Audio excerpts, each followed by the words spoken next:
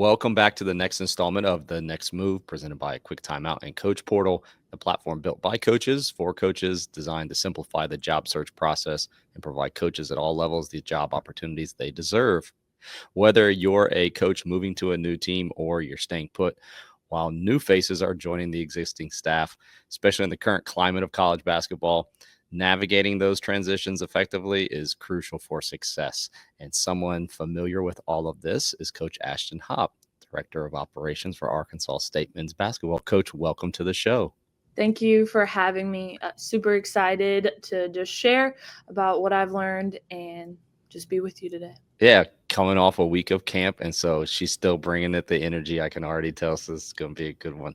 We were talking beforehand. You guys really, staff as a group, have been only together for a few months there. What are some of the first steps that you take in regards to, as a group, kind of establishing rapport, establishing trust, and feeling everything out so that you can really just hit the ground running as fast as you can? Yeah, it was definitely a unique situation, right? So actually, my husband and I lost in the Sweet 16 on that Friday. Coach Pannone lost in the Elite Eight that Saturday, and we heard that he got the job on, I think it was Saturday or Sunday. And, my husband and I both worked at Ole Miss together. So we had kind of, what you said, stay put. There's a lot of wisdom in that, but sometimes it's time for you to leave a place, right? And we knew that.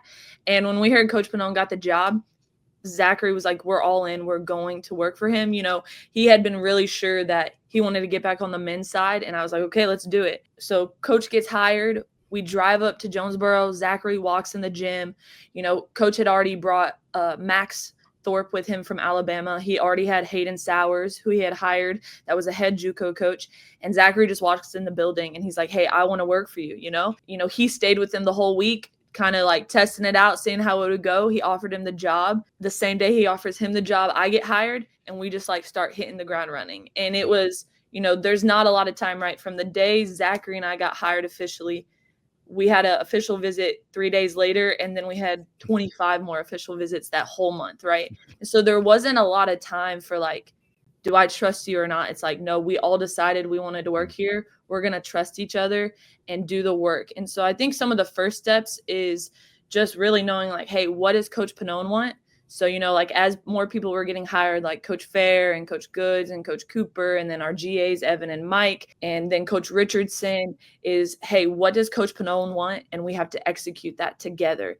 And so that was a lot of it. I think those are the major first steps. It's a lot of just like trusting the work prior, right? We don't know each other, but now we're all here working 16, 17 hours a day from April 6th till, May 17th when we got our last player. And so it's just like figuring it out as you go. But luckily, Coach Pannone, and what I'll get to share too with some other questions, is he brought in super high level character people. So I haven't questioned one day that any staff member, any manager, any GA, any player is not going to do the work because Coach Pannone wouldn't have hired him, So I think that's the main thing, is really just trusting that and just being able to work with people with all different backgrounds from the jump. You alluded to the team culture aspect of it. And when you're building a brand new culture and also integrating new people that don't know each other, but then also people that have been at other places, how do you allow for the contributions of each while also trying to create this one culture going forward? Yeah, I think that in order to establish the team culture while still allowing grace, right? So it's like we have 37 new people that have all just been brought into Jonesboro, Arkansas.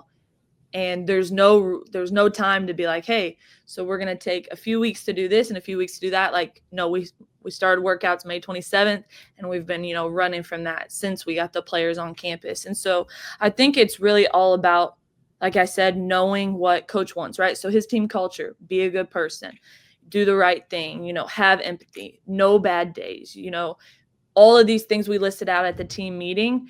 That's the standard, and that's what we have to do. But, for me, being someone, that lives by faith, right? Like Jesus met people where they are. Coach Pannone is a phenomenal leader because he is continuing to meet people where they're at while still calling them higher, right? So it's like, hey, guess what? We just all learned what my team expectations and team rules are. every time, maybe someone doesn't meet the standard, let's go meet them, tell them, and now the next time they're going to meet it, right? So it's just from the jump communicating at an extremely high level. You never have to like wonder what he's thinking. He always communicates with us. And from that, then, me and the rest of the staff can, lead and help the players out too. So it's not just Coach Bonone saying, hey, this is what we're going to do. No, this is what Arkansas State men's basketball does. And here's how we're going to do it together. Can you think of any challenges or pitfalls maybe in regards to adapting either to a new staff, maybe from like your perspective, Mhm. or helping somebody else adapt? Some of the challenges I see from my perspective is we've all come from way different programs, right? We have, people coming from Power 5, from JUCO, from high school, from just being a walk-on to now being a GA. We've brought in student managers that are freshmen in college that, have never been a part of college athletics. Then you add on the 15 players that come from all different universities or were high schoolers or, came internationally, right? And so there's so many different backgrounds, perspective, mindset. And so I think some of the challenges that, can arise are, hey, like my way is the only way. So it's like, hey, we've got to wipe what we have been, what we think is going to need to happen. And we need to sit down and say, okay, hey, this is what Coach Pannone wants. This is what Arkansas State men's basketball is going to be about. How can we take our backgrounds and our experience and our wisdom and bring that together?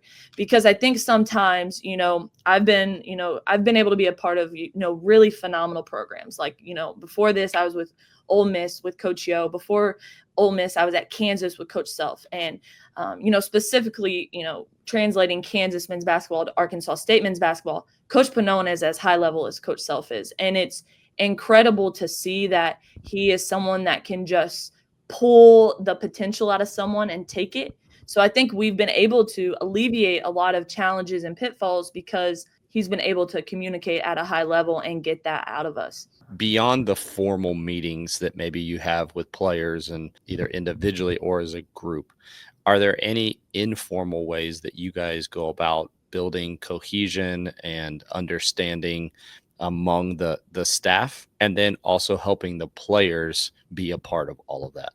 Yes, most definitely. Obviously, formal meetings are great. We've had team meetings and staff meetings where we've expressed, hey, this is, what we're about. This is what Coach Pannone is about. This is what is going to happen. But we've really just been, I think college basketball is a unique place. Basketball is a unique place where you don't just like go in 9 to 5 and you leave and then you see your coworkers the next day, right? Like, no, we're hanging out afterwards, like the coaches' wives got together last weekend to, hang out. And, after we, get done with practice, the coaches are like, hey, who wants to go get some 96 wings, at the social, or hey, who wants to go grab a bite and just talk about work?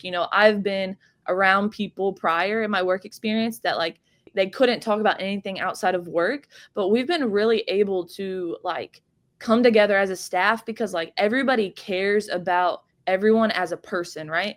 Like basketball is what we do and we do it at a high level together, but really being able to build cohesion is like, no, like I care about you as a person and who you are, and I really want to build a genuine relationship with you. And so it's been really cool that, like we were talking about earlier, we've been here 3 months on July 6th, and you would think we've worked together a lot longer. And I think that's because of Coach Pannone being proactive and being like, hey, we're going to hang out. We're going to discuss. Like, when I'm standing by him every day, he's like, how are you doing? What's new? How are you liking Jonesboro? And he does it with everyone. Hey, what are some things that you need? Like he's asking me what I need. And I'm like, Coach, we're here to ask you what you need. You don't need to worry about that, So I think that's been pretty cool, just getting quality time outside of work.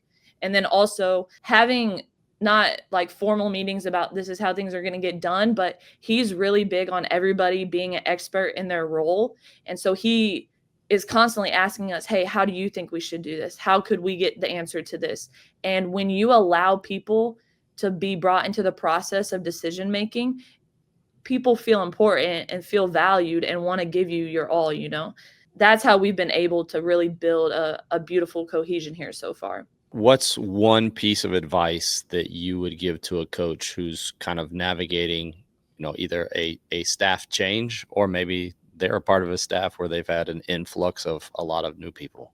I mean, change is just always going to happen in our life, right? Like, if you think you're not going to get fired or you're going to be somewhere forever, that's just not true, right? Like, whether you decide to leave or you decide to stay and then other people leave, or, maybe your staff does get fired, or, whatever that looks like, we don't really get to decide that. But what we do get to decide is like, hey, how am I going to continue to add value and contribute and like bring people into the process? I think one piece of advice would be not to sell out, right? So I think in the day and age of college athletics, players and coaches are leaving a lot more, and there's so much newness every year.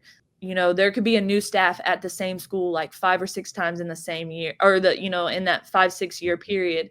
And I think I would just share that, like, don't sell out. If these are your values and these are what you're about, and you don't want to like settle on that, like, don't, right? So don't stay at a place just because it's comfortable if it doesn't align with who you are as a person and what you want to be about. And then at the same time, I think I would also say, like, if you're someone that has been on a staff and then 3 or 4 new people come in, don't be territorial, right? Don't be like, hey, I'm going to do this and this is how we do it, and you don't get to add any value or contribution. Because I think sometimes people, they get nervous about newness, right? But there's nothing to be nervous about. These people have been brought in to help you continue to achieve the mission that your head coach and your program want to do. Awesome stuff. Appreciate you coming on this show, and best of luck there at Arkansas State. Thank you.